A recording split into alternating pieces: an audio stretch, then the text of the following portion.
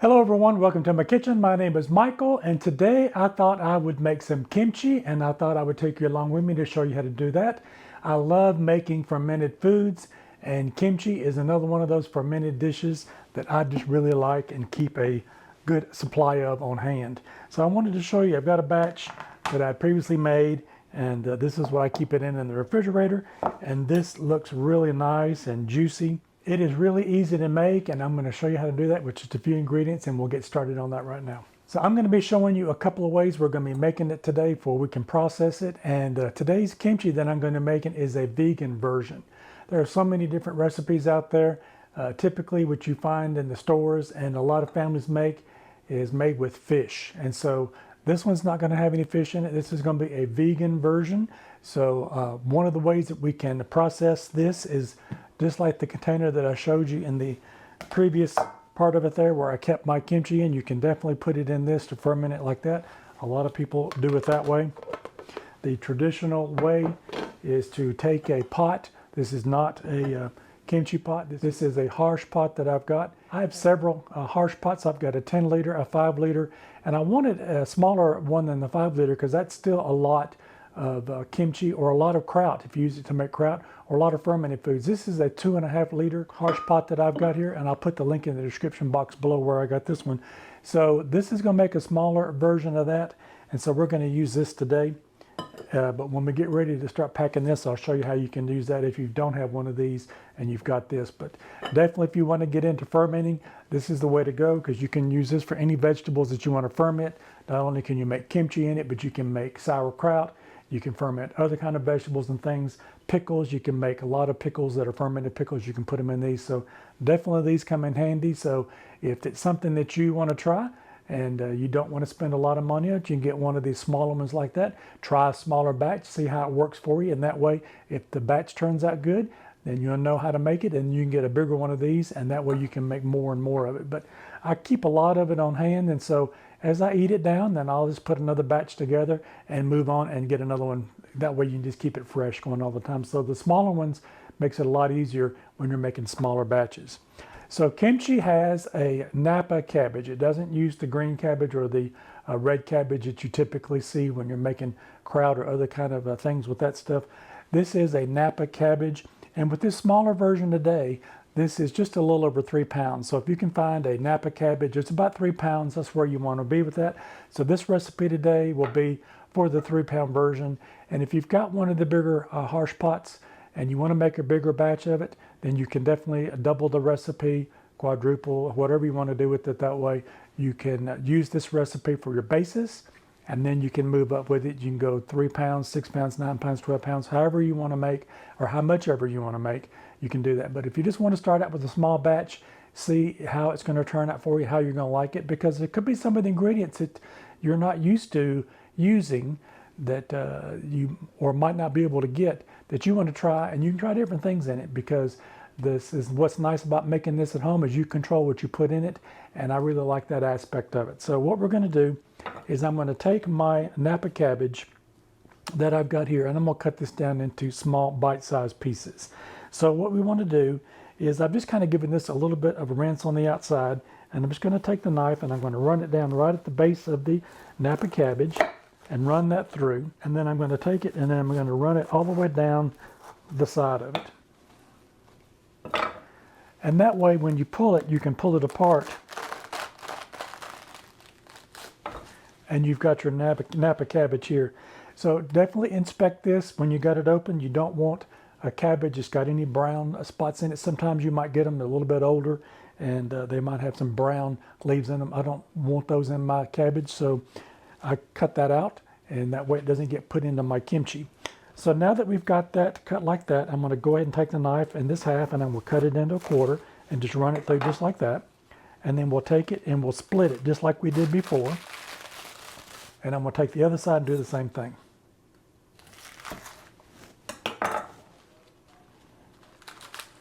All right, now that we've got that done like that, I'm going to take the bottom piece off here. I'm going to cut that off.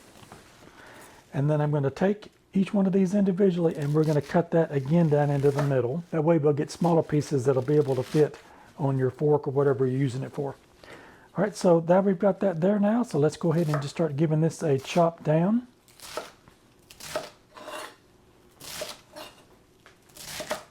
All right, now that I've got my cabbage cut down into bite-sized pieces, we're definitely ready to move on. So I've got a plastic tub here that I've got, and I've got one that's actually bigger. Well, I used to make bigger batches of it, but this one, it works a nice size here, and that way when we get ready to put our cabbage in there and our salt, and we'll go over that in just a minute, this will be able to, what you'll be able to use to sweat your cabbage down. So we're gonna go ahead and put this all into this bowl here, and then I'm gonna work on my other pieces until I get it all cut up. So I've got all of my cabbage cut up now, and I've got it in my bowl here, and I wanted to show you how much I had here so you can kind of get an idea what's going to happen once we get ready to sweat it down with the salt. So speaking of the salt, I've got canning and pickling salt. And so whatever salt that you use, you make sure you check the ingredients on the side of it because you don't want anything in it other than salt. Some of the other products and things might have an anti-caking agent, it might have iodine in it, and you don't want anything that's going to interfere with your fermenting process of your cabbage. It's just like when you're making sauerkraut, you definitely don't want anything other than just salt. So if you're using sea salt or any other type of salt, the only thing you want on the ingredient, whatever it is salt. So with that, I've got my filtered water now. And again, with my fermentation, I've got filtered water, and I have let this sit so that it doesn't have the chlorine in it. So this is dechlorinated. And I'm just going to go ahead and add in my 1 cup of my water. All right, so now we've got our salt. So again, I've got my canning and pickling salt. I got 3 tablespoons of that. So if you're using a salt that's coarser than this is about the same consistency as table salt is. So if you have table salt, then definitely use this. You don't want to get a lot of this in here because again, this is making a small batch, 3 tablespoons. And if you're using a coarser salt, you might want to add a little bit more to it to make up for it. So I'm just going to kind of sprinkle that around on the top. And I'm going to use my clean hand here, and I'm just going to kind of go through and kind of mix that around. All right, I've got all of my salt now on my cabbage, and I can tell by looking at it that it's already starting to do its job. And so I've got one of these flour towels here that I've got, flour sack towels, and I'm just going to put that over the top of it. And so now that I've got this on here, so we're going to let this sit for 2 hours. So every 30 minutes, I'm going to come back with my hands and just kind of move everything around so that we get that salt continually mixed around and I don't get any big spots on it where I've got heavy salt on it if I got heavy-handed in one area or not. So every 30 minutes, we're going to come in, stir everything around a little bit. We're going to let this sit for 2 hours, and I'll come back and we'll show you what's going to happen next. All right, I am back, and it's been just a little over an hour, and I wanted to show you what my cabbage is doing now. So I've got my clean hands here, and they've just been running around, and you just want to kind of keep that mixing around. You can see how much it has really wilted down with that salt in there. So once you get it stirred around in with the brine that's in the bottom of it, that salt is making, just kind of move it back out again, and I'm gonna go wash my hands. You'll put your towel back over the top of it, and I'll show you what's gonna happen next. So now I just showed you what my cabbage looked like after just a little over an hour. I'm gonna let it continue to do its thing there, and we've got another couple of more rotations of that every 30 minutes. Remember to come in and just move it around. So I've got 1 cup of vegetable stock, and if you haven't seen how I make my vegetable stock, I'll put that link in the description box below. That way you can go check out that video. You can definitely get commercial vegetable stock if you want to do that. That's definitely a thing you can do, but if you just want to make it at home, it's really easy to make. So check out that video. I'll put that link in the description box. So I'm going to go ahead and turn this up a little bit, and this is on about a medium high right now, and I'm just going to kind of bring this up to a little bit of a temperature. And I've got 2 tablespoons of flour. You can use rice flour, you can use just regular flour like I've got here. This is just all-purpose flour, and we want the gluten in it because we want this to thicken up a little bit, and that's going to help us with our kimchi as we make that process. So 1 cup of my vegetable stock, and then I'm going to put in my 2 tablespoons of my flour. All right, now that we got the flour in there, we're just going to kind of work that around and break up those lumps that's gotten into that. We want to smooth that out. Definitely just kind of break that up, and we're going to cook this for about 2 or 3 minutes, and you'll see this thicken up as we work on this. All right, now that I've got my stock and my flour mixed together, you can see the bubbles that have come up on that. That cooked for about 2 or 3 minutes. You can see how thick that has gotten already. So now we're going to add 1 tablespoon of sugar to that, and we'll just add that in. All right, now that we've got our sugar in there, we're going to stir this around for about a minute, and then I'll show you what's going to happen next. All right, that's been cooking for about 2 minutes now, and I'm going to go ahead and take this off the heat, and you want this to cool down. So about 30 minutes before the time that the last a mixing of your salt together there and your brine with your cabbage, you can start this process and go ahead and set this to the side. We want this to come down to room temperature. So I'm going to go put this over on the stove and start working on my vegetables, and I'll be back in just a second. Let's get started with our vegetable prep now. So I've got one carrot here. I've got the outer skin of that washed off. I'm just going to take the end off of that and the other side. I just want to kind of cut those up into little match size pieces on that. This is just going to add a little bit of color to it. As you can see, the Napa cabbage is green, and we've got some green onions and some chives. So to add some color to it, let's just put a little bit of carrot in. And we just want to kind of cut those on an angle, and then we're going to kind of cut those into little matchsticks. All right, now that I've got my carrot cut up, I'm going to transfer that over to this plate over here, and we'll go ahead and start working on our onions and our chives. These are chives, and I've got about 4 little bundles of those, and then I've got 3 of my scallions. If you want to use all scallions, you can definitely do that. If you can't find the chives, then just add another 3 of those. So we want to cut these up into little pieces. I'm just going to take the ends of these off and just chop these up, because this is going to go into our mixture that we'll be putting into our container to ferment. All right, now that we've got our chives done, we'll put those on our little plate over here with our carrots. And now we're going to work on our onions we've got here. So these are going to go in there as well, so we want to cut those up. You can cut those up at a little angle if you want to. I'm going to be taking the root off of those, and then you can just cut these down to about the same size pieces as you chop your chives up. As you're chopping these up, you definitely want to cut the green part of it and take that as well. All right, now that we've got our chives and our scallions cut up now, I've got just a little piece of ginger here, and I want to take the skin off that. So you can just take the back of a spoon there, the little end of the spoon, and that skin will just come right off of that. And that is how you peel a piece of ginger. So I'm just going to cut this in not small chunks, because I'm going to be putting this into a food processor here in just a minute. So we just want to kind of give it a little bit of a help, and I'm going to put that over here on the side. Now I've got my garlic, and I've got 5 fairly good size little cloves of garlic here. I'm going to take the bottom off of them, and with that I'm going to take the side of the knife, be really careful with it, and we're going to take that skin off of it. And this is going to go into our food processor as well, so you don't really have to cut that down as much if you don't want to. You can kind of give it a little bit of a head start, that way it doesn't have to work as much, but you don't have to mince it down really good, because the food processor is going to take care of that. If you want to add some more garlic, you definitely can. That's a liberal amount there, but if you like a lot of garlic, and I do on a lot of foods, then you can put some more in it. If you look at your carrot and realize that you might want to put some more color in it as you get ready to mix it up, you can definitely cut up some more carrot. This is just a start basis for the recipe. You can definitely add as much, or if you don't like any of these items, you can definitely leave those out. That's all what's nice about making this at home. All right, now I'm going to be working on our radish. This is a Korean radish, or a Daikon radish. So we're going to take 6 ounces of this, and I'm going to take a little piece of this off. And it's always nice to have the kitchen scale so you can measure what you need there. So I'm going to measure out 6 ounces of my Daikon radish. All right, so I've got 6 ounces measured out here of my radish, and I'm going to take my little peeler, and I'm going to take the outer skin off of it. Now that I've got the outer skin off of it, I'm going to cut this into little matchstick pieces as well. All right, now that I've got my radish cut up now, I'm going to put that over here on my plate with my other ingredients. And these are the ingredients that will go inside of our mixture to be fermented. I've got 1 fairly large onion here. I want about 1/4 of that, so this is going to go into my food processor. So I'm just going to take it and cut it into 1/4 and put the rest of it away for another recipe. And I'll take that bottom half off of that, and the top half, and I'll take that outer skin off of it. And then I'll just give that a rough chop as well. We're just going to kind of give it a little bit of a head start for the food processor.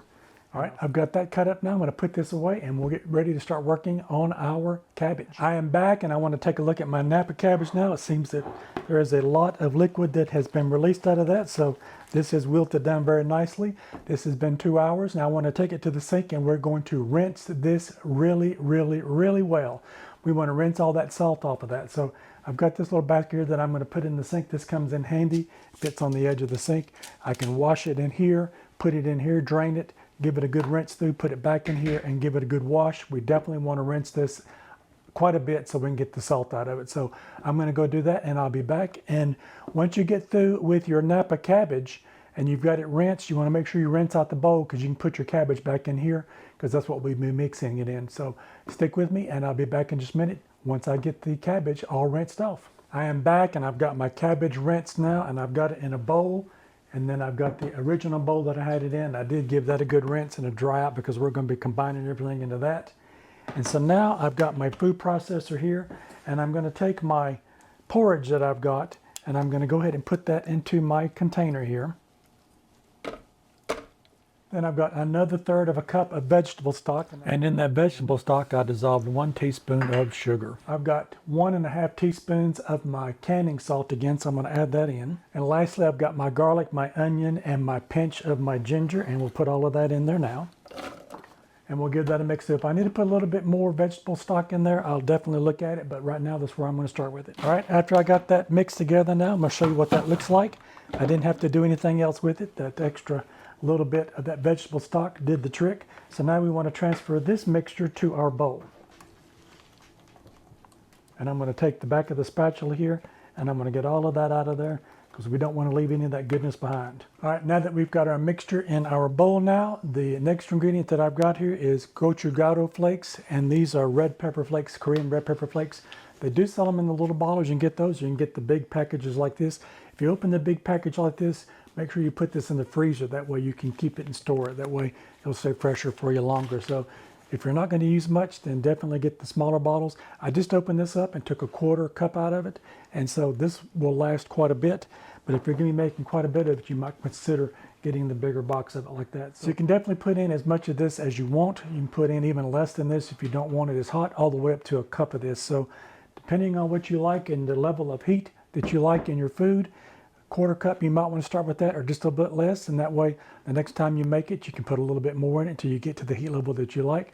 But I've got a 1/4 cup here, and that's where I kind of like it right now. We'll just kind of mix that in like that. I'll take the back of the spatula and just kind of give that a good stir around. All right, now I've got some gloves here. I would recommend doing this for your first time or any time when you're dealing with pepper flakes, because they are really hot, and you definitely don't want to burn yourself if you've got anything where you're susceptible to your skin burning like that. So definitely put on some gloves, because you're going to be in there with your hands with this next part. So we're going to take our Daikon Radish, our chopped up chives and scallions, and our carrots, and we're going to put that into this mixture here, and we're going to give that a good mix through. All right, now that we've got that mixed through, we can go ahead now and add our cabbage. And now I'm going to get in there with my hands. All right, now that I've got that mixed through, I'm going to go take these gloves off and get ready to put it into our harsh pot. Now this is the part where our fermentation is going to start. So like I said, I'm going to use the harsh pot, but if you wanted to use the glass dish, you could definitely do that. So you can put it in here. You want something that's going to seal with an airtight container on it, because you don't want air to get in it. So you can transfer your kimchi into your container here, and then you can put this in the refrigerator immediately. You don't want to leave it out on the counter. We're going to put this in the refrigerator, and that'll start the fermenting process. It won't ferment as fast, but it will ferment nonetheless in the refrigerator. So you can use that if you don't have one of these, but you can definitely use something that's got an airtight container on it. You don't want any air getting into it whatsoever. And then I've got a wooden tamper that I've got here, and then I've got my harsh pot. I have washed my harsh pot out again. Even though I washed it before I put it up, I went on and washed it with soap and water again and give it a good dry out. You want to make sure that that's clean. With anything when you're fermenting, you don't want to introduce any extra bacteria or any mold that could be in the container itself into your food. So definitely give that another wash, and then you can go ahead and start loading in your kimchi into the container. So we'll start doing that now. I'm going to go ahead and pull that up here.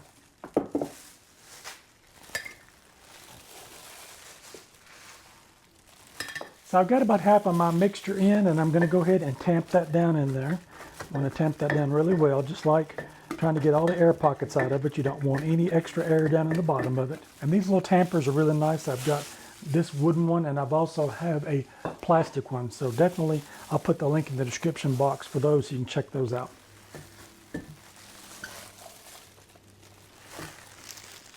All right, I've got all of my ingredients now inside my jar, and I'm going to go ahead and give that a good push down with my tamper. All right, now that I've got everything pushed down really good, I'm going to go ahead and clean the outside of my jar off. I'm not going to put any of this inside my mixture that I've got. I'm just going to clean it off, and I'll dispose of this paper.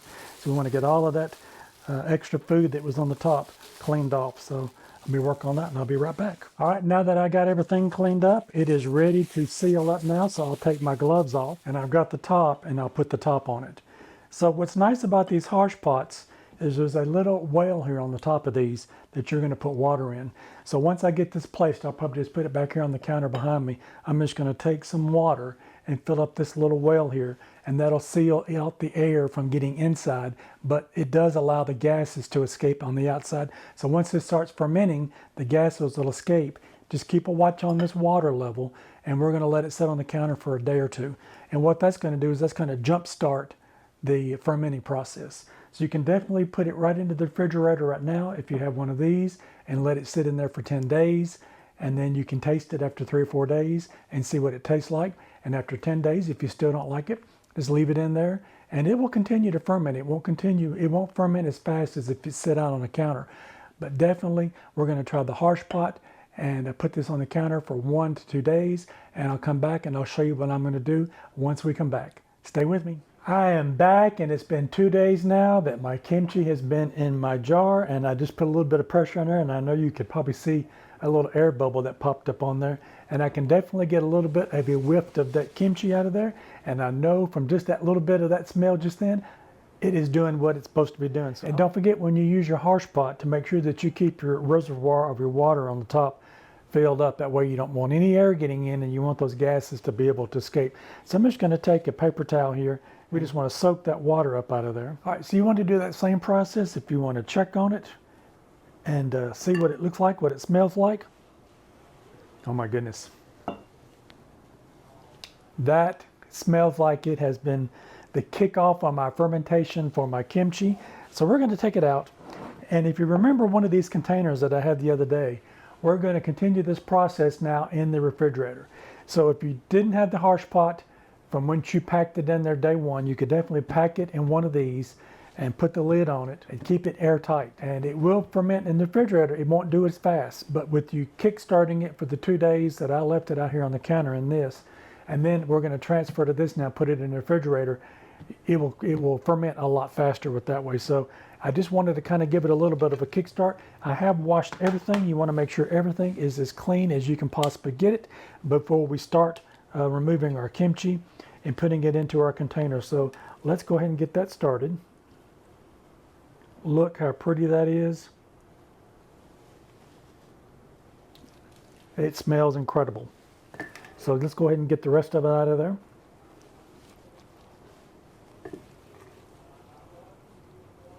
And anything that falls on the top, we're going to leave it. We're not going to put it into our container because we want everything to be as clean as you can possibly be as this continues to ferment in the refrigerator. All right, I got my crock emptied out now, and I've got it all put into this container here. I'll put a link in the description box of the size of this container here.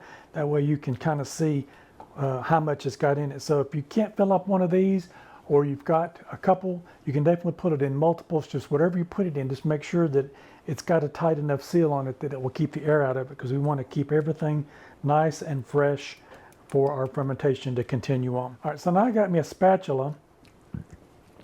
And what you want to do now is just kind of go in there and just pack everything tightly around there. So pack it down so that you get the juice to come up around the top of it, so that it looks like that. And you can get your paper towel and just kind of go around the outside of it to make sure you get everything off the outside. That way when you put your seal on the top, you'll get a nice seal with your lid. All right, then you'll come in and you're going to put your lid on the top of it, and we're going to lock it down, and we're going to put this in the refrigerator.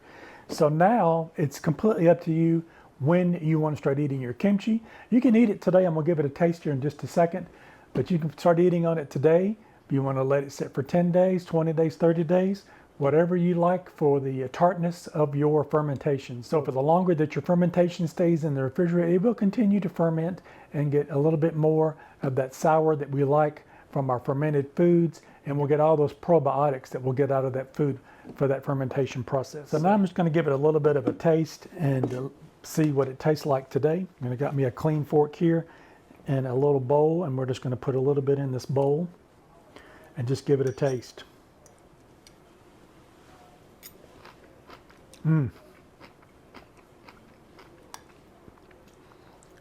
I can already tell that it's already started fermenting because it has that little bit of that tartness to it that you would get from your fermentation. So by leaving it in the harsh pot for the couple of days that I had here, it did give it that jump start. That way you can go ahead and start eating it a little bit sooner. So this is really good. This is really good. I know you're going to love this recipe and this kimchi. All right, so where I took that out, I'll just take my spatula and we're going to push that back down in there. And anytime that you remove any of your kimchi out of here, just pack it down so that the liquid will come to the surface on it, and keep as much of it submerged as you possibly can. And just keep it in the refrigerator and you'll have this to enjoy. If you're like me, it won't last very long because I like fermentation foods with my meal. So if you try to incorporate that into your dish, you can actually put this on a bed of rice if you've got some that you've made, or just put it with some extra vegetables that you have. Just add a little bit more of this to your side dishes, whatever you're cooking, and add that little bit more of those probiotics into your meals. I hope you like this content, and I would love to hear from you. If you try this recipe and you try the harsh pot to see how yours turns out, leave me a comment in the comment section. I would love to hear from you. And if you like this content, maybe you might consider giving me a thumbs up. I would really appreciate it. And check out one of these other 2 videos over here on the side. You might find something else you like. Don't forget to like, share, and subscribe. Try this kimchi recipe. I know you're going to love it. And leave me a comment. I'd love to hear from you. I'll see you in my next video. Bye-bye now.